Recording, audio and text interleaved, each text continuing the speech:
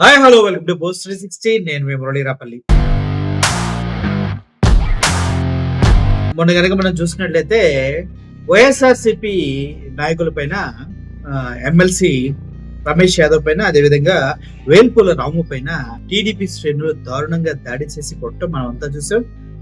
తలకాయలు పగిలి రక్తం కారిపోవడం కూడా మనం చూసాం. ఈ విషయాన్ని డిఐజీ గారు అడ్రస్ చేస్తూ మాట్లాడుతూ, మేము అక్కడ ఉండబట్టి బ్రతికిపోయారు, లేకపోతే తలకాయ లేచిపోయాయి అంటూ ఆయన వ్యాఖ్యానించడం జరిగింది. అసలు డిఐజీ స్థానంలో ఉండి ఆయన అంత చీప్ గా ఎలా మాట్లాడారంటే చాలా మందికి అర్థం కాని విషయం. ఈ విషయం పైన వైఎస్ఆర్సీపీ క్యాడర్ మొత్తం చాలా సీరియస్ గా ఉన్నప్పటికీ కూడా పేర్ని నానిని మీడియా వ్యక్తులు ఈ విషయాన్ని అడిగారు. ఇలా మేము ఉండబట్టే తలకాయలు మిగిలిపోయి లేకపోతే లేచిపోయి అన్నారు, దానిపైన మీరు ఏమంటారంటే అవును నిజమే అంటూ పేరు నాని గారు మాట్లాడటం జరిగింది. ఒకసారి పేరు నాని గారు ఏం మాట్లాడారో మీరు వినండి ఒకసారి. ఒక చోటా మోటా నాయకుడు అంటే మనం ఏదో కానిస్టేబుల్ పెడతాం, కానీ ఒక ఎమ్మెల్యే కానీ మాజీ ఎమ్మెల్యే కానీ సిట్టింగ్ ఎమ్మెల్సీ కానీ ఎవరైనా కూడా మినిమం ఎస్ఐ స్థాయి అధికారితో మనం బందోబస్తు ఇస్తున్నాం. ఏ పార్టీ అయినా 2 పార్టీలకు ఇస్తున్నాం. అంత త్వరగా ఆగింది, లేదంటే తలకాయలు ఎగిరిపోయాయి కదా. మన వాళ్ళు ఉండబట్టి వచ్చి అక్కడికి వచ్చి విడదీసి ఎవరిని తీసి హాస్పిటల్ తరలించడం చేయబట్టే కదా ఎటువంటి ఆస్తి నష్టం, ప్రాణ నష్టం. ఆస్తి నష్టం లిమిటెడ్గా జరిగింది, ప్రాణ నష్టం జరగకుండా బయటపడ్డారు.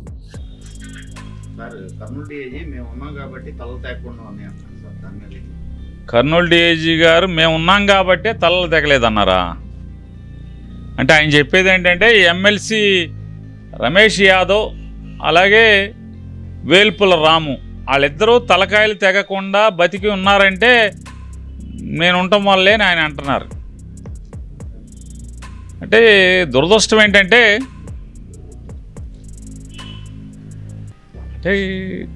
ఇట్లాంటి వాళ్ళు అంటే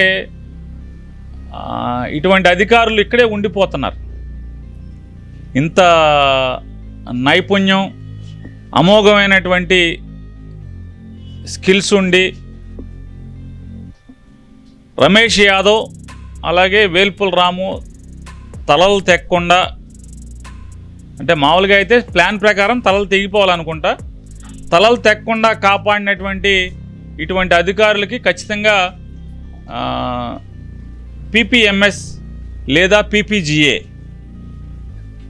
అవార్డులుకి ఖచ్చితంగా వాళ్ళకి అర్హులు, వాళ్ళకి ఇవ్వాలి. అంటే ప్రెసిడెన్షియల్ పోలీస్ మెరిటోరియస్ సర్వీస్ అవార్డ్సో, లేదంటే కనుక ప్రెసిడెన్షియల్ పోలీస్ గ్యాలంటరీ అవార్డ్సో, ఇటువంటి ఉన్నతమైనటువంటి అవార్డు ఇద్దరు ప్రాణాలు రమేష్ యాదవ్ తల తెక్కకుండా అలాగే వేల్పుల రాము తల తెక్కకుండా కాపాడినటువంటి ఈ పెద్ద అధికారికి ఖచ్చితంగా పీపీఎంఎస్ కానీ పీపీజీఏ కానీ ఈ రెండిట్లో అంటే రాష్ట్రపతి పోలీసు అత్యున్నత అంటే ఉన్నతమైనటువంటి సేవలు అందించినందుకు ఇచ్చే అవార్డు కానీ, లేదా గ్యాలంటరీ అమోఘమైనటువంటి సర్వీస్ ఇచ్చినటువంటి పీపీజీఏ, ఈ రెండిట్లో ఏదో ఒకటి అన్ని రకాలుగా ఇవ్వటానికి అర్హత ఉందని చెప్పని వారికి ఇవ్వాలని చెప్పని నేను రాష్ట్రపతి గారిని కూడా కోరుకుంటున్నాను. విన్నారు కదా.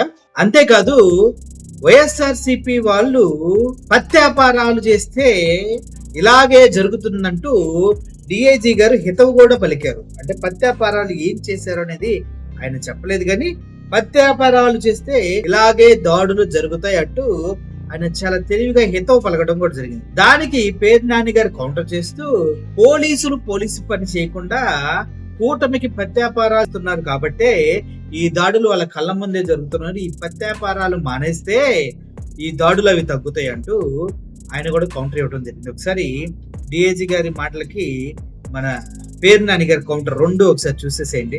ప్రచారం చేయకుండా పక్క గ్రామంలోకి వెళ్ళి పత్యాపారాలు చేస్తే ఇలాంటివి జరుగుతాయి, అలాంటివి చేయొద్దు, దానిపై మేము కఠినంగా వ్యవహరిస్తాం. కర్నూలు డిఐజీ గారు వైసీపీ వాళ్ళు పత్యాపారం చేస్తే ఇట్లాగుంటుంది అన్నారా? అంటే కడప జిల్లాలో కొంతమంది ఉద్యోగస్తులు ప్రభుత్వం బాబు జాగ్రత్తగా ఉద్యోగం చేసుకోండి అని చెప్పని పంపిస్తే వాళ్ళు ఉద్యోగం చేయటం మానేసేసి వాళ్ళు పత్యాపారం చేయటం వల్ల ఇవాళ ఈ కడపలో జరుగుతున్నటువంటి ఎన్నికల్లో ఈ అరాచకాలు, ఈ అకృత్యాలు, ఈ దాడులు, హింస,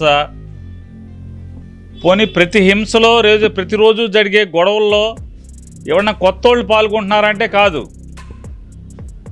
మొత్తం ఎవడైతే మొదటి రోజు దాడిలో ఎవడు పాల్గొన్నాడో, నామినేషన్ రోజు బెదిరింపులు ఎవడున్నాడో, రెండో రోజు గొడవలు ఎవడున్నాడో, రెండో రోజు చంపడానికి ప్రయత్నం ఎవడు చేశాడో, మూడో రోజు ఆడే, అంటే అన్ని గొడవల్లో కూడా వాళ్ళే ఉంటున్నారు. దాని అర్థం ఏంటి?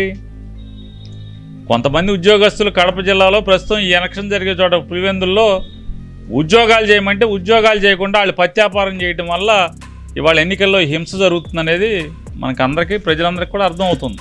చూశారు కదా, ఇదే డిఐజీ గారు మాట్లాడుతూ వేల్పుల రాముకి అదేవిధంగా రమేష్ యాదవ్కి రక్తం వస్తుంది కానీ దెబ్బలు కనిపించట్లేదంటూ మాట్లాడటం జరిగింది.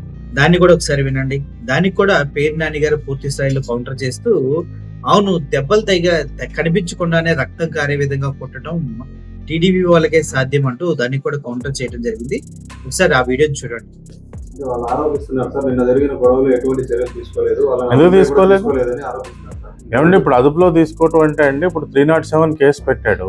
ఆ విధమైన దెబ్బల్లో ఇప్పుడు వచ్చి వూండ్ సర్టిఫికేట్ ఆ ప్రైవేట్ హాస్పిటల్ యాజమాన్యం ఇంకా మనకి ఇవ్వలేదు. వూండ్ సర్టిఫికేట్ ఇవ్వకుండా వాళ్ళని ఎలా అరెస్ట్ చేస్తాం సార్? నేను జరిగిన ఇన్సిడెంట్లో బాధితులకి బట్టలంతా రక్త మరకలు ఉన్నాయి కానీ ఒంటి మీద గాయాలు లేవని కర్నూలు ఒళ్ళంతా రక్తం అంటే బట్టలంతా రక్తం ఉంది కానీ ఒంటి మీద ఒక దెబ్బ లేదని అన్నారా?